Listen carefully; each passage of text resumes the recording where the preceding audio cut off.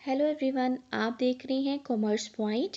और आज के इस वीडियो में हम डिस्कस करेंगे set of and carry forward of losses. मैंने आज के टॉपिक को वर्ड डॉक्यूमेंट में बनाया है बिकॉज मैंने एक नया कैंपेन स्टार्ट किया है जिसके अंदर मैं आपको कॉमर्स और मैनेजमेंट से रिलेटेड टॉपिक्स के ऊपर नोट्स प्रोवाइड करूँगी। और आपको जिस भी टॉपिक के ऊपर नोट्स चाहिए आप मुझे उस टॉपिक को मेल कर सकते हैं। इससे रिलेटेड कोई भी आपको क्वेरी है आप मुझे मेल भेजिए और मैं आपको उसका जवाब दूंगी, ठीक है। इस तरह के ही कुछ नोट्स मैंने प्रिपेयर किए हुए हैं और कुछ आपकी स्पेशल रिक्वेस्ट पर भी प्रिपेयर कर कर आपको प्रोवाइड करूंगी, ठीक है। चलिए स्टार्ट करते हैं आज का topic, that is the set of and carry forward of losses. सबसे पहले तो हमें ये समझना है set of and carry forward का मतलब क्या है, ठीक है। सेट ऑफ का मतलब है एडजस्ट करना, ठीक है। कैरी फॉरवर्ड का मतलब है अगले साल तक उसको भेज देना, ठीक है, अगले साल पर डाल देना।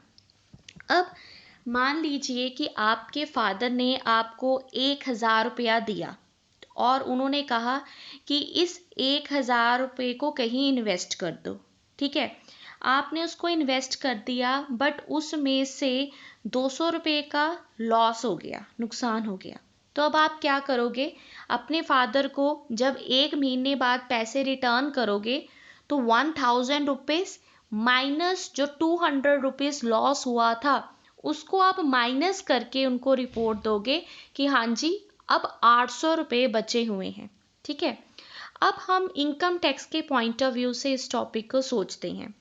तो इनकम टैक्स में जितना भी आप गेन करते हैं, उस जितना भी आप इनकम अर्न करते हैं उसके ऊपर आपने सरकार को टैक्स देना है। लेकिन सरकार ये कहती है कि अगर आपको कोई लॉसेस होते हैं तो आप अपनी इनकम के बीच में से लॉसेस को निकाल दीजिए। जो नेट इनकम बचेगी उस नेट इनकम के ऊपर हम आपसे टैक्स चार्ज करेंगे। इसी को कहते हैं सेट ऑफ कर देना, सेट ऑफ लॉसेस। हम लॉसेस को क्या कर देते हैं? एडजस्ट कर देते हैं, ठीक है। ये जो टॉपिक है ये 2 पार्ट्स में डिवाइडेड है, एक सेट ऑफ, एक कैरी फॉरवर्ड। पहले हम सेट ऑफ अच्छे से डिस्कस करते हैं। अगर वीडियो ज़्यादा लंबी ना हुई तो कैरी फॉरवर्ड करेंगे, अदरवाइज दूसरी वीडियो में कैरी फॉरवर्ड डिस्कस करेंगे, ठीक है।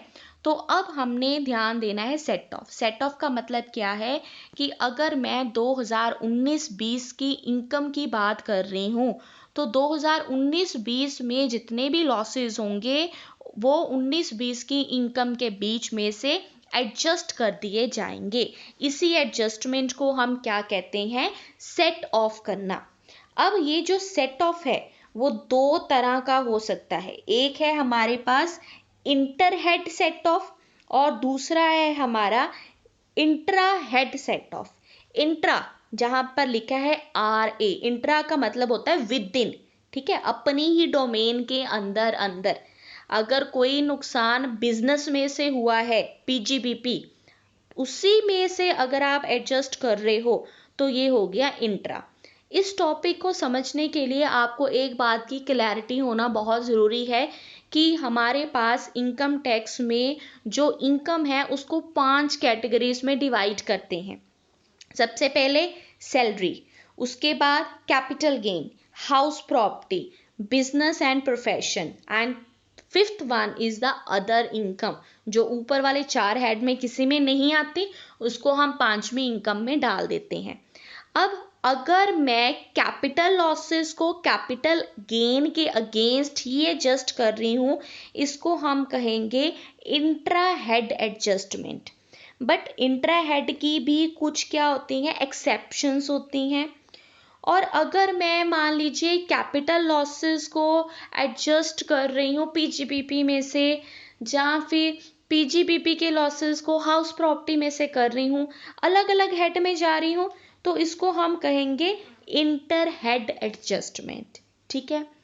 अब इस टॉपिक को जब आपने UGC के पॉइंट ऑफ व्यू से प्रिपेयर करना है तो सबसे पहले तो आपको सेक्शन याद होने चाहिए कि कौन से सेक्शन के अंदर कौन सी एडजस्टमेंट है। ठीक है, अब आप बच्चे नहीं हो ग्रेजुएशन के, आप एक कॉम्पिटेटिव एग्जाम दे रहे हो, you have to learn the sections. Second thing, आपको एक्सेप्शंस बहुत अच्छे से आनी चाहिए, एक्सेप्शन के ऊपर ही क्वेश्चन पूछे जाते हैं। अब सबसे पहले मैं डिस्कस करती हूँ डिटेल में इंट्रा हेड एडजस्टमेंट। आज मैं अपना पेन नहीं यूज़ कर पाऊँगी क्योंकि इस सॉफ्टवेयर में पेन नहीं चल रहा। ठीक है, ये स्पेशल इसलिए ही बनाई है कि आपको मैं बताऊं कि आप इस तरह के नोट्स मेरे से ले सकते हैं। ठीक है, so whatever is the cost और any other query you can text me, you can mail me. So, intra-head adjustment means losses from one source of income can be set up against the another income from the another source but in the same head. Head क्या रहेगा? Same रहेगा। मेरे दो business है, candle making का business है और दूसरा है क्लोथ्स का business. Sources of income different होगी, अलग अलग बिजनेस है, लेकिन हेड मेरा कौन सा है? पीजीबीपी ही है। तो सेम हेड के अंदर अलग अलग सोर्सेज से अगर आप एडजस्टमेंट कर रहे हैं तो वो मेरा होगा इंट्रा हेड एडजस्टमेंट। अब इसकी एक्सेप्शन क्या है? Losses from a speculative business will only be set off against the profit of the speculative business. One cannot adjust the losses of speculative business with the income from any other business and profession. ये अपने दिमाग में lock करके रख लीजिए। Speculative business के जितने भी लॉसेस हैं, स्पेकुलेटिव गेन के अगेंस्ट ही एडजस्ट करने हैं। इसको किसी और सोर्स, किसी भी और हेड से आप एडजस्ट नहीं करोगे। Second, losses from an activity of owning and maintaining race horses will be set off only against the profit from an activity of owning and maintaining of the race horses. So race horses का race horses के against ही करना है। Long term losses जो हैं वो long term gain में से ही adjust करने हैं, लेकिन जो शॉर्ट टर्म कैपिटल लॉसेस होंगे, ये थर्ड पॉइंट जो है ना, ये सारा कैपिटल लॉसेस के बारे में ही डिस्कस करते हैं। इसमें शॉर्ट टर्म कैपिटल लॉसेस को लॉन्ग और शॉर्ट दोनों ही गेन में से आप एडजस्ट कर सकते हैं। तो याद रखिएगा, लॉन्ग टर्म कैपिटल लॉसेस को लॉन्ग में से ही करना है, बट शॉर्ट जो लॉसेस होंगे, शॉर्ट टर्म लॉसेस जो कि एक साल के अंदर अंदर आपको हो जाते हैं, अगर आप एसेट को एक साल के अंदर अंदर ट्रांसफर कर देते हो तो जो भी लॉसेस होंगे वो आपके शॉर्ट टर्म होंगे, उनको आप लॉन्ग टर्म कैपिटल गेन या फिर शॉर्ट टर्म कैपिटल गेन से एडजस्ट कर सकते हैं।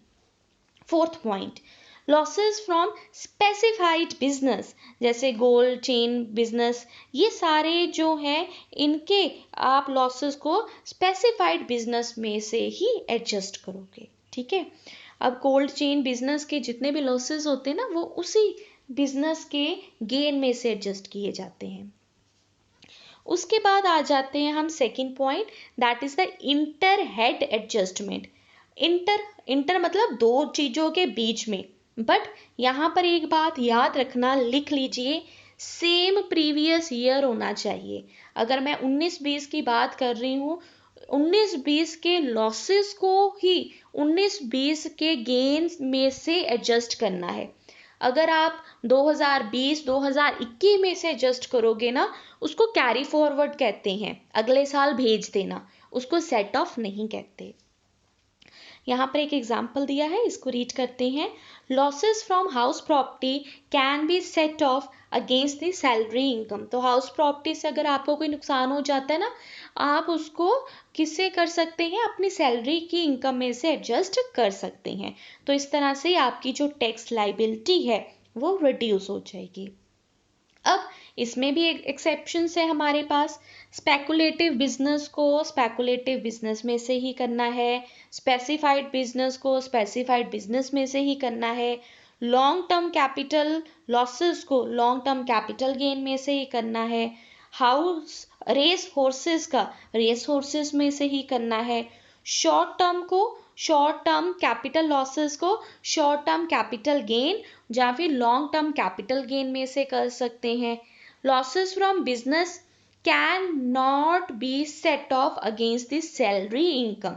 इसको याद रख लीजिए, लॉसेस फ्रॉम बिजनेस, जो आप मान लीजिए आप कहीं पर जॉब भी कर रहे हैं, साथ साथ आप बिजनेस भी कर रहे हैं, तो आप कहो कि मुझे बिजनेस में से जितना भी नुकसान हो रहा है मैं अपनी सैलरी में से माइनस कर देता हूँ और टैक्स कम पे करता हूँ। नहीं, सैलरी में से आप एडजस्ट नहीं कर सकते।